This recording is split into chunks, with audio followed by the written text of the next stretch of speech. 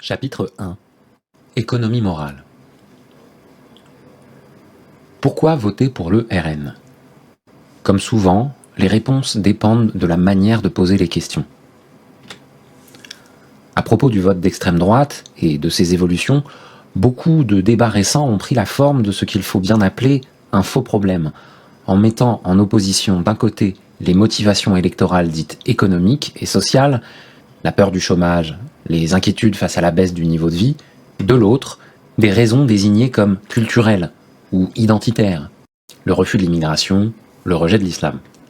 La structuration de ces motivations pourrait alors varier d'un électeur à l'autre, mais aussi évoluer dans le temps, avec un électorat de Jean-Marie Le Pen présenté comme davantage animé par la xénophobie, quand celui de Marine Le Pen aurait désormais des préoccupations avant tout sociales. Cette partition prend parfois aussi un tour géographique, opposant un électorat du Nord, plus sensible aux enjeux économiques, et un électorat du Sud, davantage identitaire. On peut cependant s'interroger sur le cadre général qui sous-tend ce type de distinction, lequel consiste à se demander ce qui compte le plus entre, pour le dire ainsi, le racisme des électeurs du RN et leur position de classe. Outre qu'elle place le racisme tout entier du côté du culturel, voire du sociétal, en déniant donc les conséquences proprement matérielles des discriminations raciales, cette lecture a ceci de problématique qu'elle fait comme si les enjeux sociaux et raciaux ne pouvaient aller de pair. Comme si, d'un côté, le racisme ne pouvait s'arrimer aux conflictualités de classe et, de l'autre, les intérêts de classe immunisaient par eux-mêmes des logiques raciales d'exclusion. Au cours de ma recherche, je me souviens de ma perplexité à la lecture de sondages qui invitaient les personnes interrogées à classer par ordre hiérarchique leurs principales préoccupations à la veille des élections, en les choisissant parmi plusieurs items comme le pouvoir d'achat, l'immigration, le chômage, etc. On a par exemple pu affirmer sur cette base que, durant la campagne électorale de 2022, la question du pouvoir d'achat avait surpassé celle de l'immigration comme priorité pour les électeurs du RN. Force est pourtant de constater, une fois sur le terrain, que ce type d'opération, c'est-à-dire distinguer ces thématiques pour les hiérarchiser, ne fait guère sens. À écouter les électeurs, à les laisser développer leur raisonnement, on se rend vite compte que ces différents enjeux ne sont en réalité pas séparables et que tout le problème est justement de comprendre comment ils se retrouvent entremêlés. Comme l'écrivait le sociologue Stuart Hall, les idéologies n'opèrent pas à travers des idées isolées, mais par grappes et chaînes d'associations connotatives. À bien y regarder, la force de l'extrême droite n'a pas résidé dans sa capacité à imposer un seul thème, celui de l'immigration, dans le débat public, mais plus précisément à proposer sans relâche des jonctions entre cette thématique et une liste toujours plus longue d'autres enjeux sociaux, économiques et politiques. Le travail idéologique consiste précisément à tisser des liens cognitifs et affectifs entre différentes problématiques sociales, puis à diffuser ces chaînes d'équivalence dans le sens commun, de sorte que certains groupes, en l'occurrence certains électorats, puissent se les approprier. La tâche du sociologue est dès lors d'identifier comment de telles relations d'idées s'imposent au sein du discours ordinaire. Ce qui importe est bien de saisir des relations, les raisonnements par lesquels les individus lient souvent, sous le mode de l'évidence, les différents problèmes sociaux dont ils font l'expérience. C'est pourquoi chercher à isoler la thématique motivant le vote des électeurs RN devient à tronquer une partie du problème qu'il s'agit pourtant de résoudre. Vouloir classer leurs préoccupations principales, en opposant par exemple chômage et immigration, c'est s'empêcher d'analyser les raisonnements par lesquels ils sont justement liés. L'énigme réside non pas dans la comparaison de ces enjeux, selon des ordres d'importance, mais dans leur mise en correspondance, selon quelle logique, au nom de quelles expériences, ces différents problèmes se mettent-ils à fonctionner ensemble. Mon enquête m'a convaincu que, pour comprendre les raisons qui poussent à voter pour l'extrême droite, les distinctions entre l'économique et le culturel obscurcissent plus l'analyse qu'elles ne l'éclairent. D'une part, au sein de cet électorat RN du Sud-Est, pourtant réputé si identitaire, les préoccupations économiques sont constamment évoquées.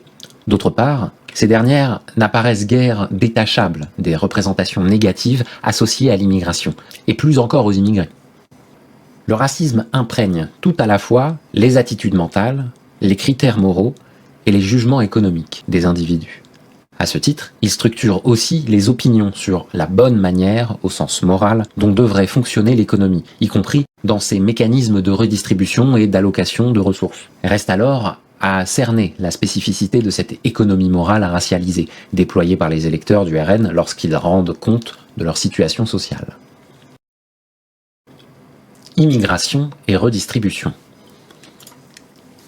Si l'immigration a toujours été constituée par l'extrême droite comme un péril d'ordre culturel mettant en danger la civilisation française et occidentale, elle a toujours aussi été cadrée comme une menace proprement économique.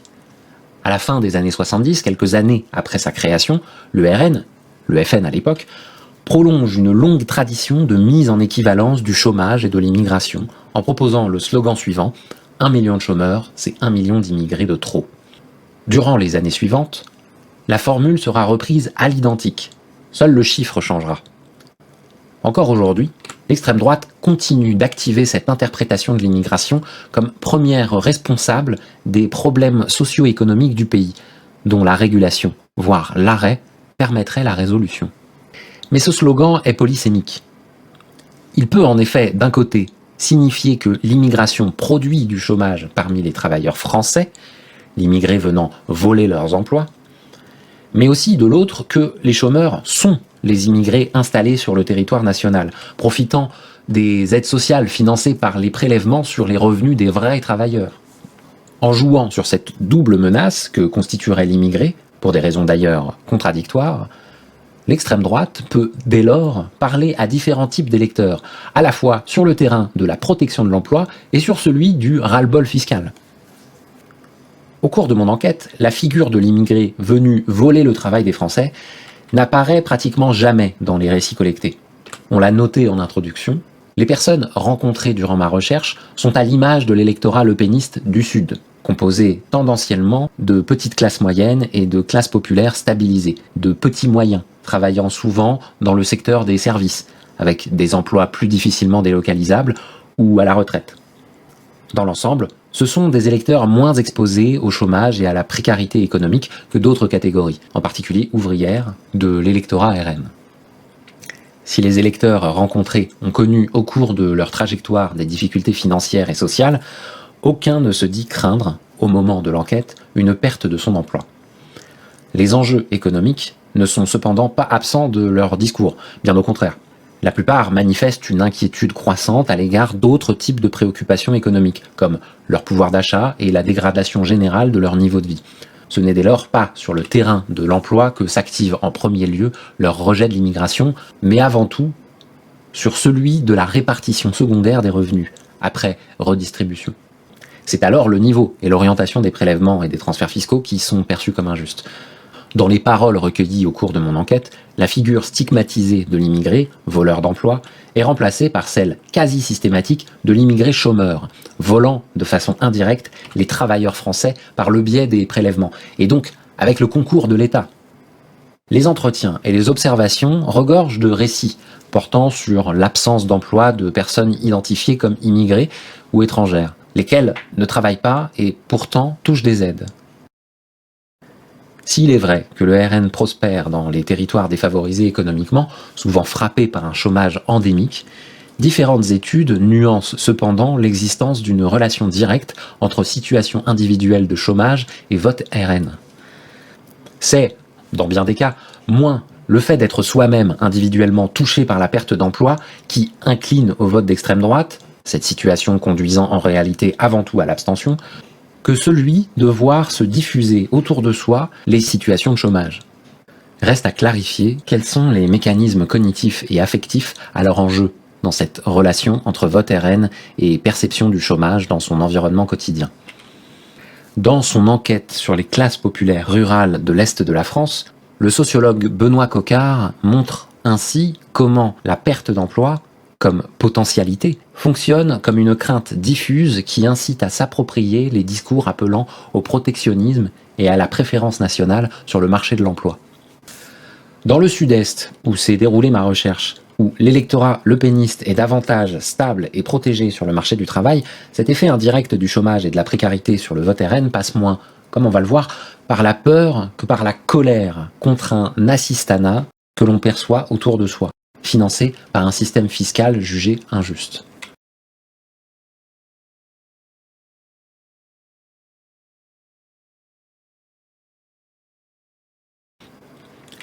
Un sentiment d'injustice fiscale. On est bon qu'à donner du pognon, qu'à donner et c'est tout, m'explique Christophe, amer, au milieu de l'entretien que je mène avec lui à son domicile. Après avoir longtemps voté à droite, cet électeur de 41 ans offre désormais sa voix, depuis plusieurs années, au parti de Marine Le Pen. Fils d'un père ouvrier et d'une mère employée dans le public, titulaire d'un BEP en comptabilité, Christophe est sapeur-pompier professionnel. S'il s'estime relativement satisfait de sa situation professionnelle, il me rappelle régulièrement à quel point son métier peut se révéler difficile, physiquement et psychologiquement, et chronophage, empiétant souvent sur le temps familial et de loisirs. Si son salaire est donc mérité, les impôts et taxes dont il doit s'acquitter viennent annuler, à ses yeux, tous les efforts consentis. Divorcé, père de 3 enfants, il est à nouveau en couple depuis 7 ans avec une femme exerçant dans le domaine du soin comme indépendante. Et elle aussi doit payer tout le temps. Christophe me résume ainsi leur situation. On fait partie de la tranche des salaires, avec ma chérie, où on est sucé jusqu'à la moelle. On gagne trop pour avoir des aides, et on gagne pas assez pour se dire qu'on a les reins solides, tu vois. Donc on est des vaches à lait. Si le statut d'indépendante de sa conjointe le sensibilise particulièrement à la question des prélèvements fiscaux, il exprime un sentiment largement partagé parmi les électeurs du sud de la France auprès de qui j'ai mené l'enquête. Si tous ont le sentiment de s'en être sortis, de n'être, comme je l'ai entendu souvent, pas à plaindre, ni dans le besoin, tous conçoivent également leur situation économique comme ne permettant pas d'envisager l'avenir avec sérénité. Avoir les reins solides, comme dit Christophe. Qu'il s'agisse de faire face à d'éventuelles difficultés financières ou d'accidents de la vie, ou de répondre à des aspirations qu'ils jugent légitimes. Être propriétaire, financer la scolarité et les études de leurs enfants, etc. D'un entretien à l'autre, les personnes que j'ai interrogées se perçoivent elles-mêmes comme piégées dans un mauvais milieu de l'espace social. Trop haut pour bénéficier de soutien de l'État sans pour autant être dans une situation suffisamment confortable. À l'image de l'électorat sudiste du RN, elles ont le sentiment d'être parvenues, par le travail et par l'effort, à une position sociale médiane, mais injustement fragilisée, en partie par les prélèvements fiscaux dont elles doivent s'acquitter. Selon une logique largement partagée, le ressentiment fiscal s'accompagne d'une dénonciation des groupes sociaux du bas, qui reçoivent beaucoup, sans rien faire. La valorisation du travail a ainsi pour revers la condamnation des assistés, c'est-à-dire des pauvres considérés comme oisifs, ne cherchant pas réellement à obtenir un emploi, alors que, comme on me l'affirme régulièrement, du travail, il y en a. Christophe me résume à nouveau la situation de façon lapidaire. Tu comprends, on taxe que les gens qui travaillent. Les branleurs, on leur donne tout. Si le ressentiment fiscal s'alimente à la critique des assistés, en particulier des chômeurs, considérés en grande partie comme responsables de leur sort, il glisse souvent vers un discours plus spécifiquement xénophobe. Pour Christophe, la figure du branleur recoupe très régulièrement celle de l'immigré, de l'étranger, de l'arabe. Ce recoupement, non systématique mais très récurrent, apporte une charge affective et normative supplémentaire au ressentiment. En effet, si Christophe juge la situation de son couple inéquitable en soi, toujours payé pour les autres, le système de redistribution français lui apparaît d'autant plus intolérable que ses bénéficiaires sont jugés extérieurs au périmètre légitime de la solidarité nationale. Moi, ça me fait chier de donner des impôts pour...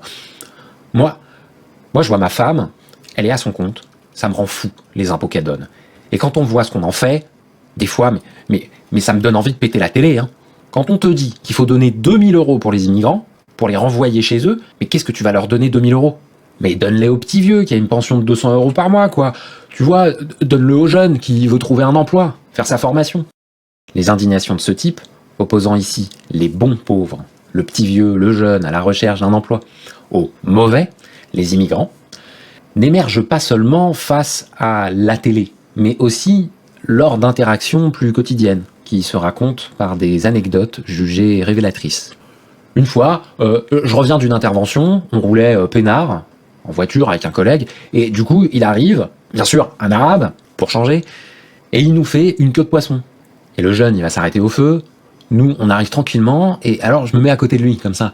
Et mon collègue, il avait la vitre baissée, il le regarde, et le jeune, il nous a regardé et il fait « Ouais, excusez-moi, j'étais pressé », qui dit « Ouais, t'étais pressé? Prends-moi pour un con? T'étais pressé et tu t'arrêtes au feu ?» Il fait, mon collègue. Et il lui dit « Tant pis pour toi. Tu te plantes, tu monteras derrière dans le camion. » Et là, il nous regarde et il dit « Je m'en fous, j'ai la CMU. Je m'en fous, j'ai la CMU. Qu'est-ce que tu veux dire? Tu te rends compte? C'est énorme. C'est aberrant. Le mec, il branle rien et après, il te dit on te dit comme ça qu'il faut les aider. Mais les aider à quoi? Il te prend pour un con et en plus, il faut lui donner des sous. » Les figures racialisées de la pauvreté sont associées à une oisiveté supposée. Ils branlent rien. Mais aussi à l'impolitesse, ici la mauvaise conduite dans tous les sens du terme, appréhendée comme une forme d'ingratitude. L'inclusion des personnes d'origine immigrée dans le corps social national étant conçue non comme un droit mais comme une faveur, toute non-conformité à l'image du bon immigré, l'immigré se devant de se présenter, tel que l'a analysé le sociologue Abdelmalek Sayad, comme un travailleur docile, poli, reconnaissant, non conforme à cette image donc, est dès lors perçue comme anormale et scandaleuse. La racialisation de l'assistanat. Au cours de mon enquête, j'ai constaté à quel point les discours anti-assistance et xénophobes se nourrissent mutuellement. Les critiques de mes interlocuteurs portaient à la fois sur la politique migratoire française, jugée trop accueillante, et sur la politique de redistribution, jugée trop généreuse, les deux étant perçus, pour le pire, comme complémentaires. Mais la rencontre entre ces deux discours, et c'est un point important, ne fonctionne pas comme un simple ajustement neutre dans des effets moraux et politiques. Lorsque les mécanismes de redistribution sont perçus et jugés selon des schèmes raciaux, c'est en effet un nouveau seuil d'injustice qui semble franchi.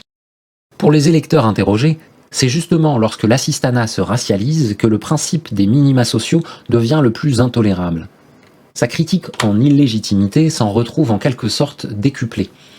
L'octroi des aides est jugé d'autant plus injuste et scandaleux qu'il concerne des personnes qui ne travaillent pas et qui se révèlent, en plus, moins françaises que les membres des classes moyennes et populaires blanches dont mes interlocuteurs font partie.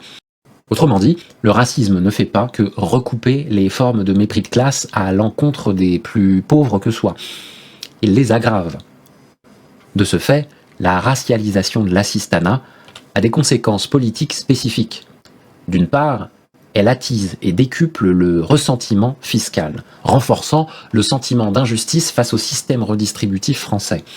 D'autre part, elle contribue à orienter les jugements les plus virulents vers le bas de l'espace social, et non, par exemple, vers les fraudeurs fiscaux des classes supérieures. La colère se porte alors prioritairement sur ces groupes subalternes doublement stigmatisés, ayant contre eux d'être à la fois assistés et immigrés.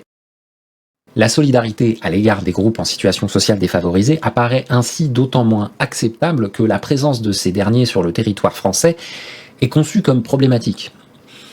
Ces mauvais pauvres, Michel, 58 ans, m'en a souvent parlé. Michel est artisan coiffeur et possède un salon dans le centre-ville d'une des communes du territoire étudié. Durant mon enquête, après un premier entretien mené en 2016, je suis passé régulièrement à son salon, souvent comme client et parfois simplement pour prendre des nouvelles, ce qui m'a offert l'occasion de nombreuses discussions informelles avec lui. Dès notre première rencontre, il me déclare sans complexe voter pour Marine aux élections présidentielles, après avoir un temps préféré la droite et notamment Nicolas Sarkozy qui l'a déçu. L'extrême droite lui paraît la meilleure option pour mettre un stop à ce qu'il nomme l'immigration pas européenne, supposément attirée en France par un système d'aide sociale jugé trop avantageux. À l'appui de son discours, il mentionne régulièrement les files d'attente à l'entrée du centre médico-social situé juste en face de son salon de coiffure. Ah mais c'est catastrophique. Vous restez là. Il se place devant la vitre de son salon. En face, il y a le centre médico-social. Je suis venu 3 fois, là, ce matin, pour encaisser des clients. À chaque fois, tu vois l'immigration rentrer. 80% des gens que tu vois ici, devant le centre, là, ils sont pas des Européens. Hein.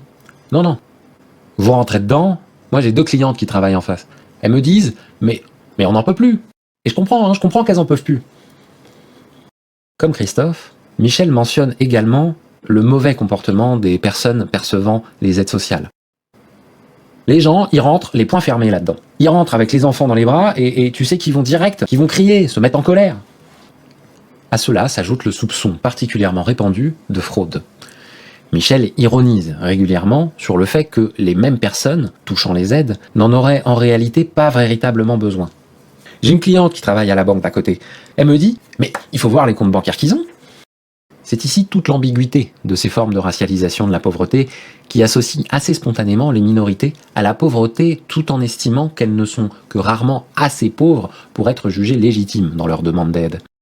La richesse cachée des familles immigrées non déclarées à l'administration fiscale et souvent supposée obtenue illégalement constitue ainsi un sujet régulier de rumeurs et de commérages dans le territoire étudié, dont le salon de coiffure de Michel est l'un des points de relais. Les groupes désignés par Michel comme immigrés, arabes ou turcs, sont ainsi perçus comme profitant du système, sans pour autant chercher du travail. « Ils font pas d'efforts !» me certifie-t-il. « Ça se voit ! Ils veulent pas travailler !» À l'appui de cette affirmation, Michel évoque souvent, comme beaucoup de personnes rencontrées sur le terrain, certains cafés aux alentours où les Arabes et les Turcs sont accusés de passer toute la journée à stagner aux terrasses, quand d'autres, plus jeunes, traînent dans les squares et sont parfois soupçonnés de trafic. Chez les électeurs rencontrés, le chômage et la pauvreté, par leur forme visible, viennent donc activer et entretenir quotidiennement le discours hostile aux assistés. La présence dans leur environnement de tous les jours d'une pauvreté directement observable constitue le rappel régulier et à bien des égards insupportable d'à quoi servent nos impôts. Et ce, d'autant plus que cette pauvreté est perçue comme l'apanage des personnes appartenant aux minorités justement dites visibles, c'est-à-dire visibilisées par les processus de racialisation. Se défendant de tout racisme et rappelant ses propres origines arméniennes, Michel m'affirme qu'il n'a rien contre l'immigration, à la condition cependant que les immigrés soient travailleurs et productifs, apportant à la nation plus qu'ils ne lui coûtent, comme le sont à ses yeux les immigrés européens, à l'inverse des autres qui viennent pour le social et profitent du système. Cette mise en équivalence de la pauvreté, du chômage et de l'immigration est-elle tout entière fantasmée par ses électeurs ? On touche ici à un point d'importance, celui de la dialectique entre les formes structurelles et individuelles du racisme, car la racialisation de la pauvreté n'a pas uniquement lieu dans les têtes. Elle est également un phénomène collectif qui s'inscrit dans les structures sociales objectives. Si les sciences sociales françaises manquent encore d'instruments et de données pour étudier précisément les conséquences économiques et professionnelles de l'assignation raciale, laquelle n'est pas réductible au seul statut migratoire, de nombreuses enquêtes attestent de la surexposition au chômage des immigrés et descendants d'immigrés du Maghreb et d'Afrique subsaharienne. En région Sud-PACA, plus précisément, les données sociodémographiques montrent un taux de chômage des immigrés et des difficultés d'insertion sur le marché de l'emploi supérieur à la moyenne.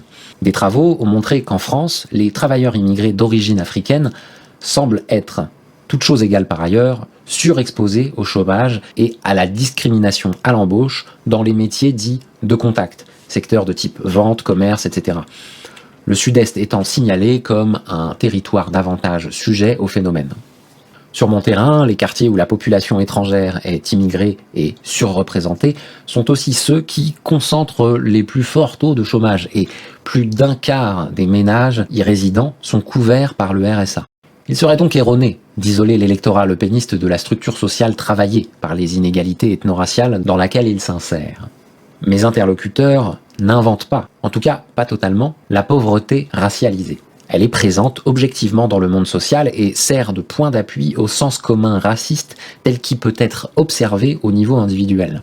Comme l'écrit la chercheuse Philomena Essed, le racisme se manifeste et s'entretient au quotidien à travers l'activation, par des attitudes, paroles et conduites individuelles, des structures raciales inégalitaires existantes dans un système social donné. Ces conduites venant en retour contribuer à la reproduction de ces mêmes structures. Cette activation repose sur deux mécanismes principaux. Elle s'opère en premier lieu par la sélection des faits envisagés et rendus saillants au sein du discours raciste. Les électeurs avec qui je me suis entretenu focalisent ainsi leur attention principalement sur l'inactivité des immigrés stigmatisés et non sur leur situation de travail, pourtant majoritaire. Que les immigrés soient chômeurs est présenté comme la règle. Ce soupçon d'assistanat s'appuie sur l'invisibilisation des formes de travail, souvent précaires, de la main-d'œuvre immigrée ou étrangère. Qu'on pense ici aux professions d'entretien et de care, ou, pour prendre des secteurs particulièrement dynamiques en région Sud-PACA, à ceux du bâtiment ou du travail agricole saisonnier, où s'observent des formes d'exploitation selon les statuts nationaux et les appartenances raciales instituées. La focalisation sur les minorités ethno-raciales qui ne bénéficient pas d'un emploi conduit ainsi d'autant plus facilement à conclure à leur, je cite, inutilité au monde. L'activation discursive raciste réside également, deuxième mécanisme, dans l'interprétation donnée aux faits, à la fois sur leur cause et sur le sens moral qu'il convient de leur apporter. Pour le dire avec Colette Guillaumin, les faits peuvent être justes, mais la relation introduite entre les faits est fausse, en ce qu'elle envisage le rapport social observé comme le produit de traits internes à l'objet qui subit le rapport. Là où la sociologie met en avant des explications collectives et structurelles aux inégalités sociales et ethno-raciales, les personnes avec lesquelles je me suis entretenu rendent l'assisté responsable de son sort et expliquent le chômage de chaque immigré par ses caractéristiques individuelles et ou sa culture. L'idéologie raciste se déploie en diffusant des chaînes de causalité non sociales, c'est-à-dire essentialisantes, dans l'explication donnée aux faits sociaux constatés. De ce point de vue, comme le défend le sociologue Abdelali Ajat, le racisme peut être considéré comme un régime de vérité spécifique, à savoir un régime discursif ayant prétention à établir la vérité sur la réalité sociale, qui se situe dans un rapport de concurrence avec le régime de vérité proposé par les sciences sociales.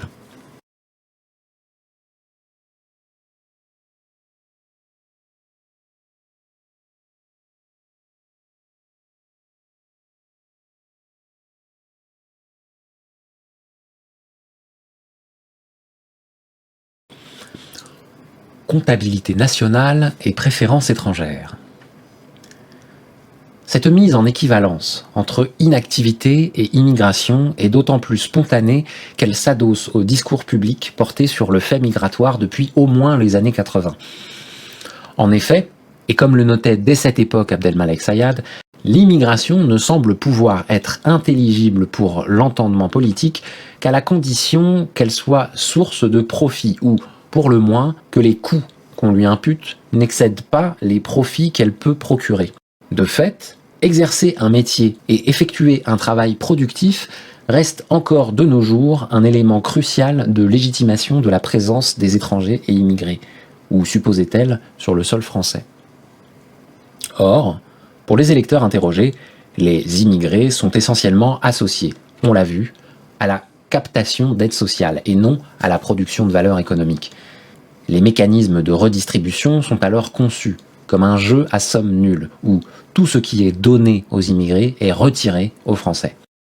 Nombreux sont ainsi les enquêtés qui se livrent à de telles comptabilités nationales ordinaires, dans lesquelles l'économie du pays est conçue comme un stock fini, souvent décrit par des métaphores dites de bon sens, comme celle du budget familial à gérer, parfois du gâteau à partager, qu'il faudrait diviser à chaque nouvel arrivant.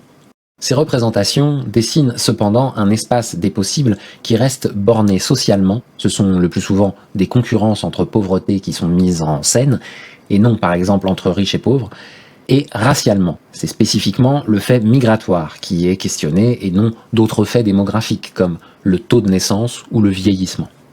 Dans ce cadre, l'immigration, et singulièrement l'immigration extra-européenne, apparaît aux yeux de mes interlocuteurs comme une charge dont l'économie nationale pourrait et devrait se passer. Les électeurs RN concluent dès lors assez vite à l'irrationalité économique des politiques migratoires. Face à ce qui est considéré comme une véritable absurdité, les dirigeants politiques semblent décidément bien passionnés à vouloir mettre en œuvre, quoi qu'il en coûte, de telles politiques. Règne ainsi le sentiment que l'immigration constitue une véritable passion d'État, irrationnellement et déraisonnablement tournée contre les natifs. De telles convictions sont savamment entretenues par les porte-paroles du Rassemblement national. Lors de ces opérations de communication, ce parti critique régulièrement la préférence étrangère, supposément à l'œuvre dans le pays, postulant que les citoyens français seraient moins bien traités par l'État que les étrangers. En novembre 2016, par exemple, alors que je commence ma recherche, l'organisme de jeunesse du parti lance une campagne d'affichage mettant en scène l'opposition entre les Français en difficulté et les migrants privilégiés. Par exemple, la photo d'une jeune femme, de dos, et ce message. Julie attend un logement en résidence étudiante depuis 2 ans. Suivi de « Hélas pour elle, Julie n'est pas migrante ». Ou encore, Pierre, agriculteur en retraite, vit avec 284 € par mois. Hélas pour lui, Pierre n'est pas migrant, etc. Si la formule de préférence étrangère utilisée par les représentants du RN ne se retrouve jamais telle quelle dans la bouche des électeurs lepénistes rencontrés, elle résume assez bien cette croyance selon laquelle la politique de redistribution favoriserait systématiquement les minorités ethno-raciales au détriment des vrais Français. Précisons que l'étranger est ici un terme équivoque, tout comme l'est le national de la préférence nationale, au cœur du programme du RN depuis ses débuts, rebaptisé depuis Priorité nationale. Pour les électeurs croisés durant ma recherche, les migrants sont bien sûr évoqués et les élites politiques accusées de prendre en charge prioritairement leurs intérêts et leurs besoins, de trouver de l'argent pour eux quand il n'y en a pas pour nous. Dénoncée au niveau national, cette politique est également pointée du doigt à l'échelle locale. Yves, retraité de 65 ans, ancien employé, critique ainsi le choix des investissements municipaux opérés par le maire adjoint, communiste de son quartier. La discussion porte sur les écoles municipales de la commune. Pour les écoles, là, le maire adjoint, il en avait une bonne idée. Pour une fois, il voulait créer une école à l'endroit de l'ancienne gendarmerie pour désengorger. Parce que c'est vrai que là, il y en a de plus en plus besoin. Mais bon, finalement, il n'a pas trouvé les sous. Mais alors par contre, quand il a fallu loger les migrants, 1,8 million qu'il a fallu trouver. Et ben là, il en a eu des sous.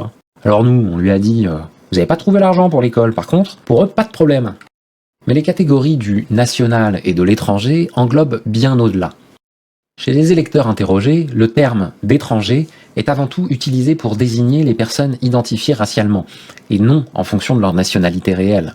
Être considéré, du fait de tout un ensemble de marqueurs, la couleur de peau, mais aussi certains accents, certains vêtements, etc., comme appartenant aux minorités ethno-raciales, c'est être assez naturellement considéré comme moins français que d'autres, sans que le statut civil réel et la trajectoire migratoire effective soient ici véritablement l'enjeu.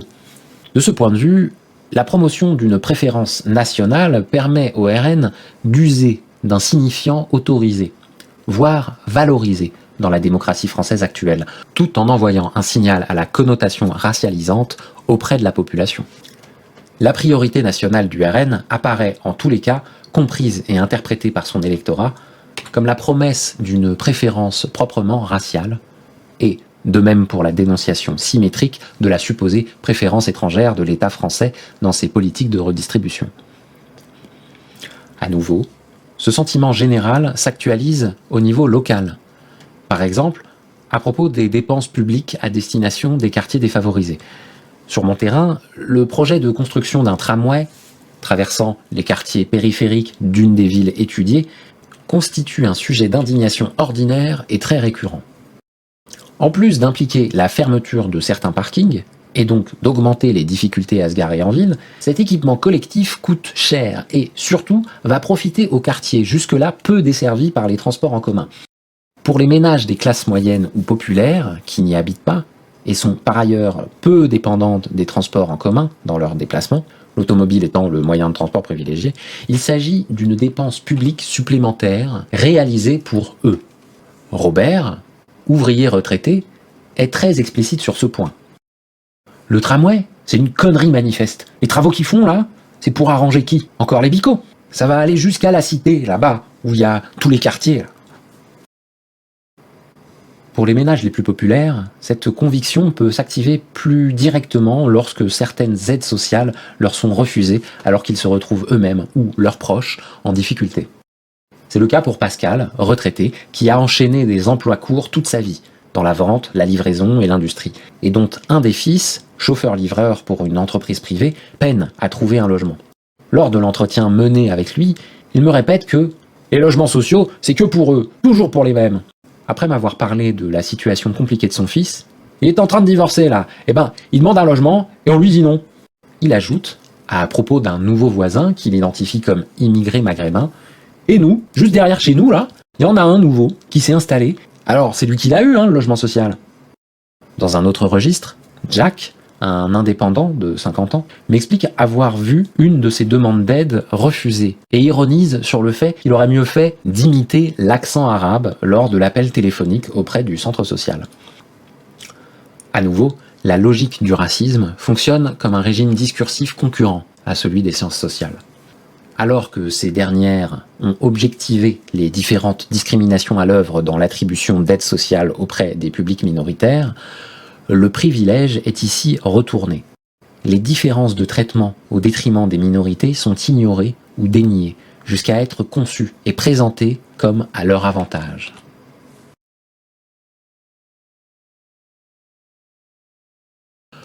Le laxisme de l'État.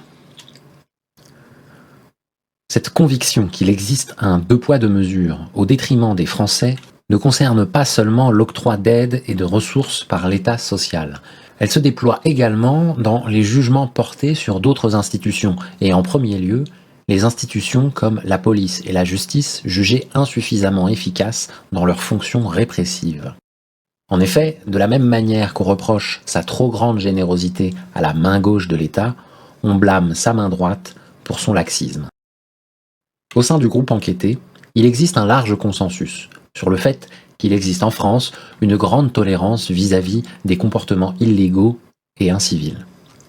À chaque fois, la faute n'est pas réellement rejetée sur les agents policiers eux-mêmes, mais sur leurs supérieurs, le préfet, l'État, les autorités, les politiques. Ce sont les élites administratives et politiques qui ferment les yeux et laissent faire, tantôt par incapacité, tantôt par stratégie, pour ne pas faire de vagues.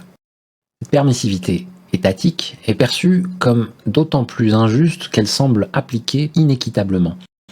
L'État est ainsi accusé d'une gestion différentielle des illégalismes, mais ici à l'avantage de la petite délinquance et de ses auteurs. La sanction est réputée bien plus systématique lorsqu'il s'agit de coller un PV parce que vous n'avez pas mis la ceinture, ou avez dépassé de 10 km/h la vitesse autorisée que lorsqu'il faut mettre fin, par exemple, à des trafics de drogue, aux rodéos nocturnes ou aux fraudes dans les transports en commun. Comme me l'affirme Chloé, 32 ans, employée dans la restauration. La présence policière, elle est là où il n'y en a pas besoin en fait. La police, elle va là où elle a le droit de faire quelque chose, là où elle peut faire quelque chose. L'autre jour, j'ai vu un monsieur à 7h du matin qui s'est fait arrêter. Il était en trottinette électrique et ils lui ont demandé son assurance pour la trottinette. Ils lui ont dit qu'il n'avait pas son gilet. Et ils lui ont fait à lui. Mais voilà, on sait très bien qu'il ne l'aurait pas fait à n'importe qui. Comme par hasard, ça va être le mec qui part travailler à 7h du matin, blanc et tranquille. Et par contre, la racaille qui est en trottinette électrique, ça, même pas ils essaient, quoi.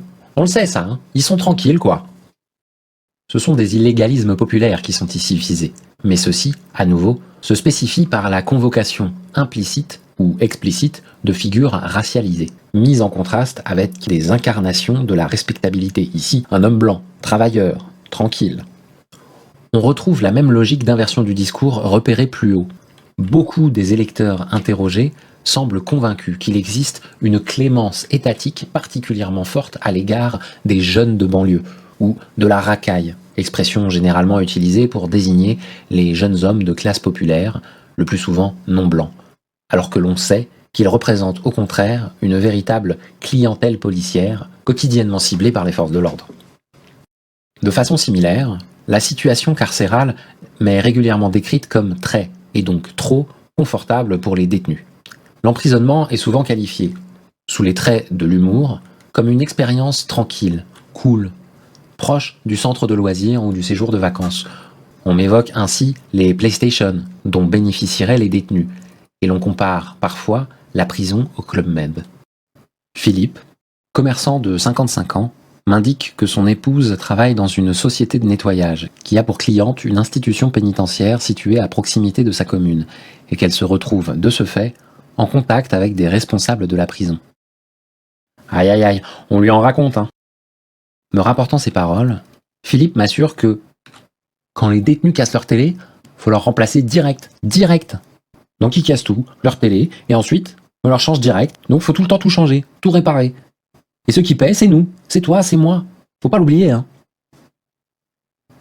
Ceux qui payent, c'est nous.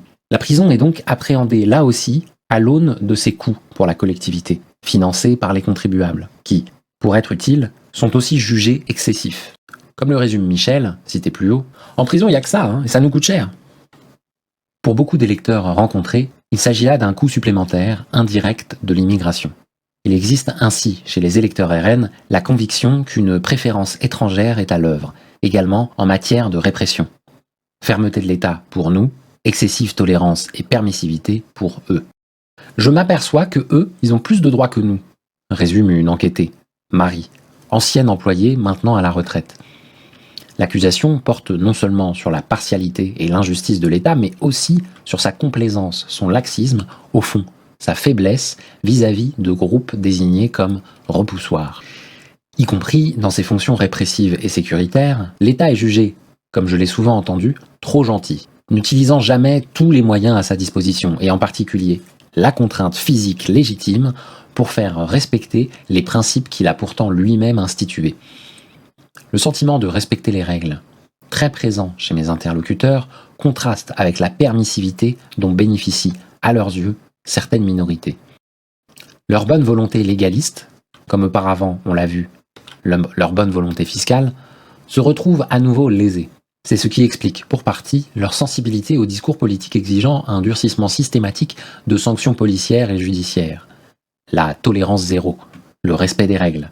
Si t'es pas content, tu dégages.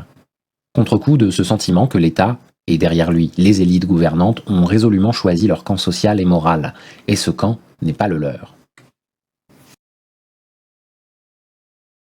La dégradation de l'offre scolaire. Chez ces électeurs RN du sud de la France, la forte défiance vis-à-vis de l'État ne porte pas, il est important de le noter, sur la puissance publique en elle-même, mais plus précisément sur ses choix de redistribution en matière économique et sociale et sur ses performances en matière de contrôle et de répression des populations. Si des attachements à l'État persistent, les institutions étatiques sont perçues de façon croissante comme injustes et défaillantes. De ce fait, je constate, durant mon enquête, qu'une constante suspicion s'exprime à l'encontre des institutions de services publics.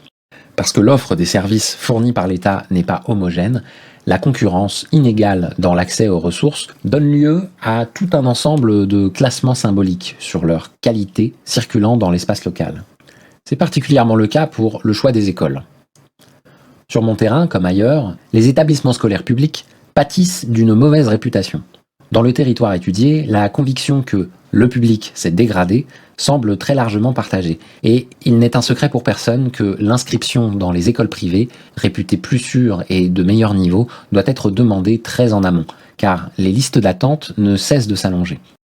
La faible sélectivité de l'école publique, a fortiori lorsqu'elle se situe dans des quartiers relativement pauvres, entraîne une suspicion quant à la qualité réelle de la préparation aux examens nationaux. Pour les parents vivant dans ces quartiers, placer ses enfants dans le public, c'est s'exposer à l'incertitude sur l'environnement et la valeur de l'enseignement dont ces derniers vont bénéficier.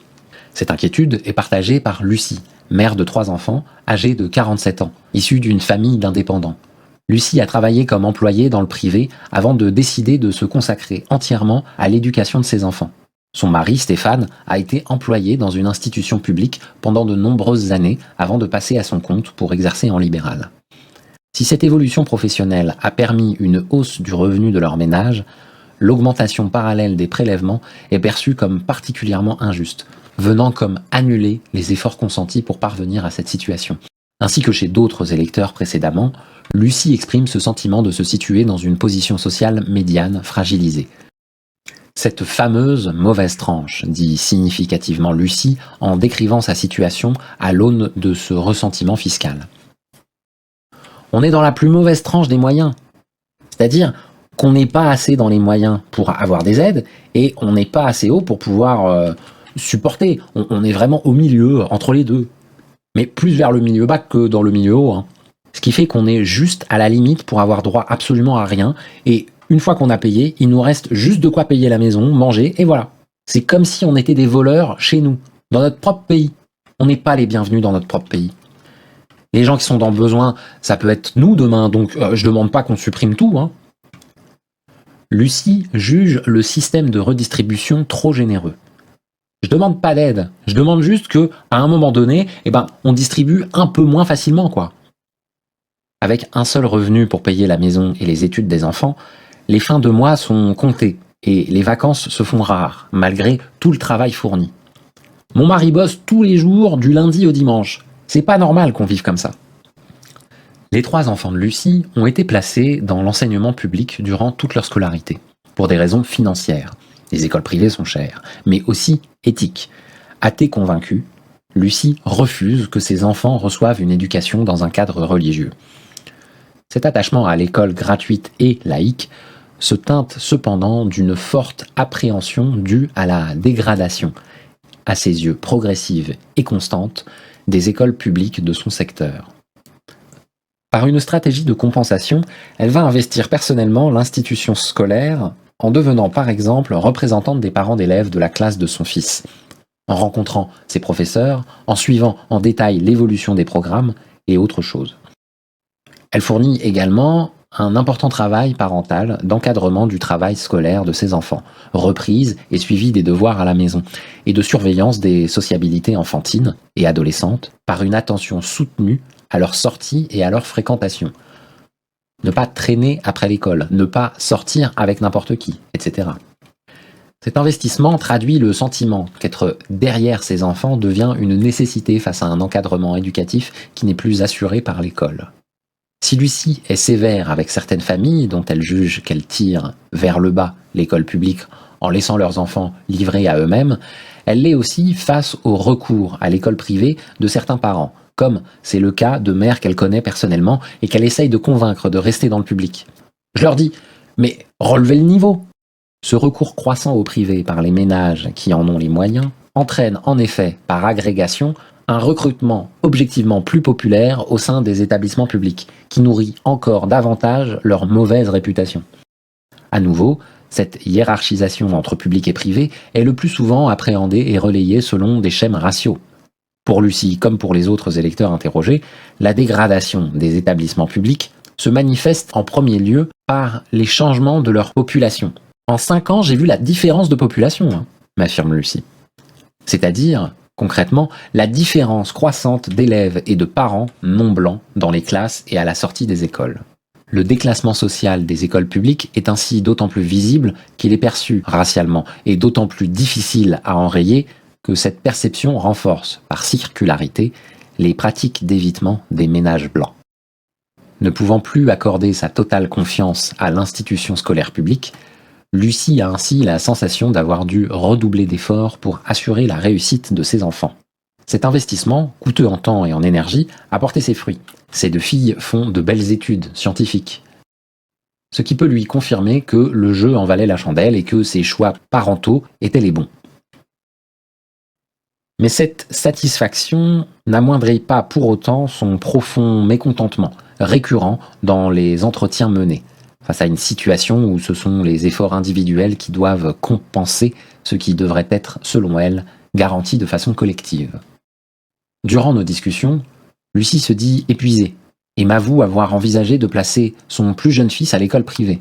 Moi, des fois, j'en avais tellement marre, je disais à mon mari, je me demande si je vais pas mettre mes convictions de côté et mettre le dernier dans le privé. Se retrouver à envisager une telle option est vécu comme anormal et injuste, et ce d'autant plus que, rappelle-t-elle, on paie des impôts, Théoriquement, c'est pour le fonctionnement des écoles aussi. Ce qui se jouait autour de l'enjeu fiscal se rejoue sur la scène scolaire. Le sentiment de contribuer fortement à la solidarité collective sans rien ou trop peu recevoir en retour. L'évitement par le privé. Ce pas vers l'école privée, d'autres l'ont franchi. Beaucoup de personnes rencontrées, inquiètes tout à la fois des bons résultats et des bonnes fréquentations de leurs enfants, m'ont indiqué avoir préféré les placer dans des écoles privées malgré le sacrifice financier que cela implique. Les écoles privées sont ainsi réputées de meilleur niveau, avec une sélection des élèves plus importante, des enseignants moins souvent absents, une discipline et une surveillance accrues pour les enfants et les adolescents.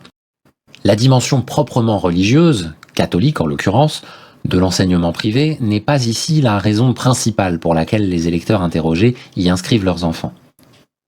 Pour la plupart de culture catholique, mais non pratiquants, on y reviendra, ces parents assimilent l'enseignement religieux des écoles privées à des aspects plus culturels que cultuels. La tradition française, la morale qui y serait enseignée et au fond surtout une bonne éducation. D'ailleurs, lorsque la religion est évoquée à propos des écoles, c'est bien plus souvent la religion musulmane qui est mentionnée, et ce, à propos des écoles publiques. De même que beaucoup m'affirment que certains établissements publics n'accueilleraient plus aucun Français, on me souligne la présence croissante de pratiques et de signes religieux liés à l'islam en leur sein. On m'enjoint régulièrement d'aller observer la sortie de certaines écoles publiques afin de constater le nombre jugé scandaleux de mères, parfois de filles, portant des tenues vestimentaires rattachées à l'islam, le voile en particulier. Les signes visibles de l'appartenance à la religion musulmane deviennent ainsi des indices tout à la fois de la pauvreté des familles inscrites dans tel ou tel établissement scolaire et, par suite, des stigmates usuellement associés aux familles pauvres, indiscipline, violence, démission parentale, etc. et du communautarisme qui y serait à l'œuvre. Ce marquage, social et racial, fonctionne comme un signal du niveau scolaire global présumé de l'établissement, orientant les stratégies parentales de placement scolaire. Dans les classements profanes qui circulent à propos des écoles du territoire étudié, le religieux sert ainsi, pour parler comme les statisticiens, de proxy de la race et de la classe. Pour les parents interrogés, placer ses enfants dans un établissement privé permet de leur assurer un environnement scolaire certes catholique, mais surtout protégé des fractions racisées des classes populaires, vis-à-vis desquelles les préventions sociales et raciales s'entrecroisent et se nourrissent mutuellement. Ce besoin de sécurisation scolaire apparaît d'autant plus nécessaire que les personnes interrogées ont le sentiment de ne guère pouvoir compter sur leurs ressources propres pour assurer la réussite à l'école de leurs enfants, ou du moins les protéger de l'échec scolaire. Il faut ici rappeler que le niveau de diplôme est l'une des variables les plus prédictives du vote RM. Derrière ce résultat statistique, on retrouve chez ces électeurs des trajectoires scolaires souvent heurtées, relativement courtes, vécues difficilement. C'est ainsi un certain rapport à l'école, distant, voire défiant, qui apparaît comme l'un des facteurs communs à une partie importante de cet électorat. Durant ma recherche, beaucoup d'enquêtés m'indiquent n'avoir pas aimé l'école, ou n'être pas fait pour les études, trahissant le désajustement entre leur propre socialisation et les attentes de l'institution scolaire. Ayant néanmoins tout à fait intégré pour leurs enfants la nécessité sociale des certifications scolaires, ces parents, éloignés de l'école et de ses enjeux, se retrouvent particulièrement sensibles aux incertitudes qui pèsent sur le vrai niveau des établissements publics auxquels ils sont rattachés par la carte scolaire. Le recours à l'école privée, malgré son coût élevé, leur permet ainsi, comme on me le répète à l'envi, d'être tranquilles, c'est-à-dire au moins partiellement libérés des inquiétudes qu'ils éprouvent au sujet de l'encadrement scolaire et culturel de leurs enfants. Pour ces parents, investir dans l'enseignement privé permet de compenser économiquement leur relative faiblesse en capital culturel, en particulier lorsque la situation familiale empêche un accompagnement éducatif quotidien et soutenu des enfants. C'est le cas de Monique, 57 ans, employée en CDI dans une entreprise de vente de médicaments. Elle est responsable des stocks et locataire d'un appartement dans lequel elle vit seule. Avec un père infirmier à l'hôpital public et une mère sans emploi, elle commence des études qu'elle interrompt. Elle tente un BEP sanitaire et social qu'elle échoue avant d'être embauchée à 18 ans dans l'entreprise où elle travaille toujours au moment de l'enquête. À la suite de son premier divorce, elle se retrouve à devoir s'occuper seule de ses 2 enfants, pendant 14 ans, me précise-t-elle, tout en conservant son emploi. Sa décision de placer ses enfants à l'école privée dès la maternelle est, au départ, motivée par le fait que seul ce type d'établissement autorisait dans sa commune l'inscription dès l'âge de 2 ans. Comme je travaillais, c'était plus pratique. Par la suite, Elle décide de continuer à les inscrire dans le privé jusqu'au collège, malgré cet investissement pourtant coûteux. J'ai préféré qu'ils aient une bonne éducation, donc j'ai préféré payer l'école privée, et moi, me débrouiller comme je pouvais. Là-bas, ils ont très bien appris à l'ancienne méthode. Et il y avait quand même une morale. Ayant connu elle-même une scolarité courte et difficile, j'étais rebelle, me dit-elle, à propos de ses relations particulièrement conflictuelles avec ses enseignants. Et se sentant assez démunie face à l'univers scolaire, l'enseignement privé lui apporte la garantie que le travail sera fait et ses enfants encadrés. Cet encadrement lui paraît bien moins assuré dans les établissements publics, dont la dégradation est régulièrement mentionnée et regrettée. À nouveau, la présence croissante d'un public non blanc est constituée en symptôme. Monique insiste ainsi sur le fait qu'il n'y a désormais plus que ça dans les écoles de secteur, désignant par là les immigrés, les arabes ou parfois les islamistes, en évoquant la présence de mères portant le foulard à la sortie des écoles. Ce marquage racial augure de mauvaises fréquentations potentielles pour ces enfants et, plus généralement, d'une absence de sélection sociale et d'encadrement au sein de ce type d'établissement. Concurrence reproductive. Cette électrice ne regrette absolument pas son choix d'envoyer ses enfants dans le privé. Elle souligne avec fierté, de façon similaire à Lucie évoquée plus haut, que ces derniers ont fait des études, qui leur ont permis d'être maintenant tous deux cadres en entreprise. Il n'empêche, cette décision a eu un coût financier non négligeable, exigé de nombreux sacrifices personnels. Et Monique trouve malheureux de n'avoir pas eu d'autre choix. Le public constituant désormais une option trop risquée pour assurer une reproduction sociale ascendante. Durant l'entretien, elle met en cause à la fois les parents et les enfants d'origine immigrée, qui, par leur présence, viendraient dégrader la qualité de l'offre scolaire publique. Mais aussi l'État français, qui a laissé faire et n'a pas cherché à freiner les mécanismes qui ont abouti à cette situation. Je pense qu'on en a trop fait rentrer, tout simplement. Il faut pas chercher plus loin. Hein. Je suis désolé, fallait pas les laisser... S'ils sont là, c'est qu'on les a fait rentrer, hein, me résume-t-elle. À l'instar des autres électeurs interrogés, l'idée qu'un traitement de faveur serait réservé aux immigrés, ou supposait-elle, émerge régulièrement dans notre conversation. Ce qu'il y a, c'est que nous, on travaille pour la France, qu'on est français, on a travaillé toute notre vie, mais quand on demande des appartements, on nous les refuse, pour donner quand même à des gens qui foutent rien. À nouveau, le discours contre les assistés se mêle à la xénophobie. Mais vous trouvez normal que quelqu'un qui arrive comme ça, il va jamais travailler de sa vie, on lui donne 500 € sans rien foutre, alors que nous, on nous oblige à travailler tant d'années. À d'autres moments de l'entretien, Monique se remémore avec colère certains refus qu'elle a elle-même essuyés à la caisse d'allocation familiale ou lors de demandes de logements sociaux, vécus comme particulièrement injustes compte tenu de sa situation économique et familiale d'alors. Je gagnais à peine 1300 €, mais pour eux, c'était beaucoup.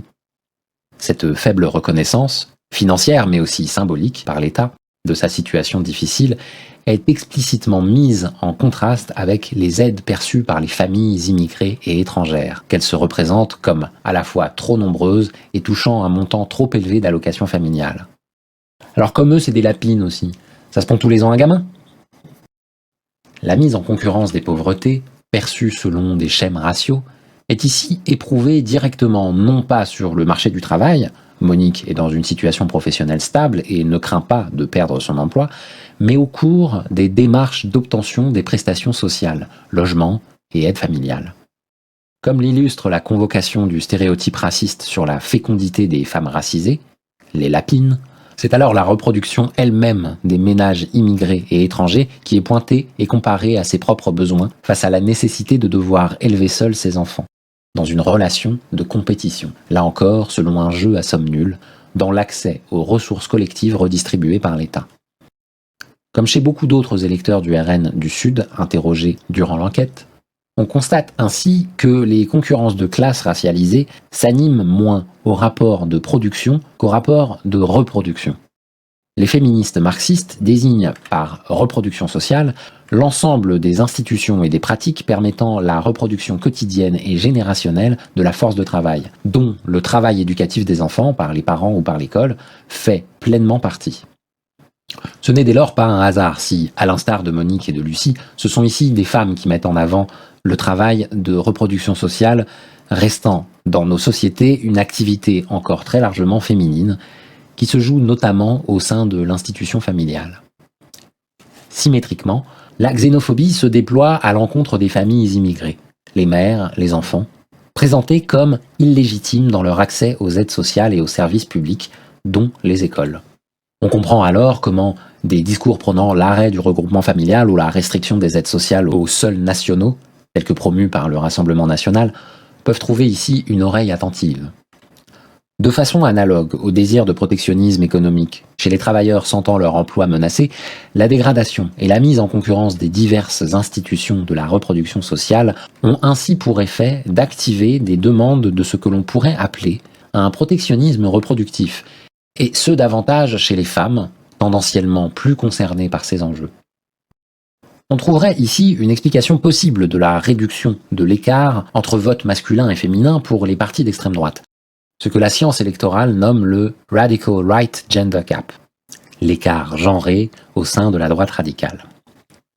En France, si le vote pour le RN est longtemps resté un vote masculin, la tendance s'est fortement infléchie, au point de s'annuler, depuis l'arrivée de Marine Le Pen à la tête du parti en 2011. Si les causes de cette mobilisation électorale féminine sont plurielles, l'impact de ces craintes reproductives sur le vote RN reste encore insuffisamment exploré. Ce serait là un effet insoupçonné du néolibéralisme et du démantèlement de l'État-providence que de participer au basculement d'un nombre croissant de femmes vers l'extrême droite. Si le vote RN se nourrit du racisme, celui-ci renvoie moins à une haine de l'autre abstraite qu'à une série d'intérêts proprement matériels où l'hostilité raciale s'entremêle aux préoccupations économiques. Les craintes et les colères des électeurs interrogés, conformes à cet électorat lepéniste du sud-est de la France, relativement stable professionnellement, portent non pas prioritairement sur l'accès à l'emploi, mais sur l'octroi des aides sociales et l'usage des biens collectifs. L'opacité du système fiscal de redistribution et la détérioration des services publics, par l'érosion progressive de l'attachement à l'État social qu'elles entraînent, suscitent par réaction des désirs de restriction du périmètre des bénéficiaires de la solidarité nationale. Que les électeurs RN s'estiment assez spontanément inclus dans ce périmètre découle du sentiment d'avoir fourni, par leur travail, des efforts méritant d'être reconnus et rétribués. Mais cette conviction s'appuie aussi sur le fait, plus simple peut-être, de se sentir davantage appartenir au corps national que ces minorités à qui l'on accorde trop. La conformité à ce que Colette Guillaumin nommait la norme d'homogénéité nationale, la norme majoritaire, la norme blanche, fournit une légitimité supplémentaire, nationalement certifiée, nous, c'est notre pays, on est quand même en France, à la conviction d'être prioritaire dans l'attribution des ressources régulées par l'État. C'est moins une morale du travail, du mérite, qui est alors en jeu, qu'une morale de l'héritage, héritage d'une position majoritaire distinguant, comme par la force de l'évidence, entre naturel et naturalisé. Le mérite et l'héritage, ce sont ces deux registres de justification de ce à quoi on estime avoir droit qui structurent l'économie morale des électeurs interrogés. Cette combinaison rend dès lors anormale, sinon absurde, les pratiques de solidarité redistributive à l'égard des ménages défavorisés et altérisés racialement. Ces derniers sont assimilés tant à l'inactivité qu'à l'extranéité, considérés à la fois comme insuffisamment travailleurs et insuffisamment français. La remise en cause de l'universalité des droits sociaux et la mise en concurrence des biens publics, caractéristiques de l'économie néolibérale contemporaine, ont ainsi pour conséquence d'attiser le ressentiment social et racial à l'encontre de ces mauvais pauvres. Dans ce cadre, les groupes minoritaires sont perçus essentiellement comme des usagers de l'État et de ses prestations, et non comme des producteurs de valeur, exploitables. Pour les électeurs du RN que j'ai interrogés, les immigrés ne semblent pouvoir œuvrer dans leur grande majorité qu'à la diminution unilatérale du volume des ressources collectives distribuables, conçues comme un stock fini et potentiellement en voie de rétrécissement. Qui plus est, ces derniers vont, par leurs usages justement, accélérer le déclassement matériel et symbolique de certains services publics, comme on l'a vu pour les écoles. Très peu productives, les minorités ethno-raciales apparaissent en revanche bien trop reproductives, ce qui fait problème. C'est la reproduction sociale des groupes minoritaires, perçus sous le signe de l'abus et de la dégradation, sinon du parasitaire, est conçue comme se réalisant au détriment de celle du groupe majoritaire. C'est bien la présence des minorités racialisées sur le sol français, et plus encore leur existence en tant que groupe inclus dans le corps social et son système de solidarité, qui sont dès lors mises en cause.